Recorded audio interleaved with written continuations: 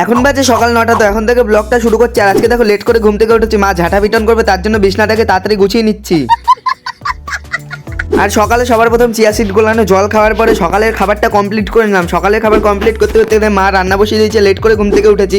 তারপর চলে গেলাম দেখো স্নান করতে, স্নান করে চলে আসলাম। তারপরে দুপুরে আইটেম দিয়ে আমি এখন ভাত খেয়ে নিচ্ছি। দুপুরে আইটেম দিয়ে খাওয়ার পরে ঘুমিয়ে পড়লাম। ঘুম থেকে ওঠার পরে সন্ধ্যা হতে মা দেখো এক গ্লাস চা বানিয়ে আমাকে দিয়ে দিল। তো সন্ধ্যাবেলা আমি খেয়ে নিলাম চা খাওয়ার পরে আমার জেড এক্সটেনারটাকে নিয়ে দেখো চলে যাচ্ছি দোকানে, গিয়ে দু রকম নুডলস নিয়ে আসলাম। এখন নুডলস বানাবো, তো এর জন্য গ্যাসের মধ্যে দেখো নুডলসটাকে বসিয়ে নুডলস বানানো শুরু করে দিয়েছি।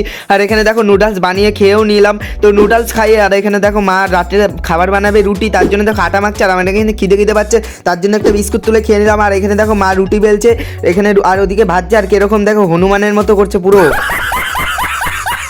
তারপরে দেখো এখানে খাবার রেডি হয়ে গেছে, মানে রুটি রেডি হয়ে গেছে। আর মানে দুপুরের তরকারি ছিল, তো এখন রুটি খাবো। বাই দ্য ওয়ে আমি রুটি খাই। চ্যানেল সাবস্ক্রাইব করে ততক্ষণের জন্য বাই।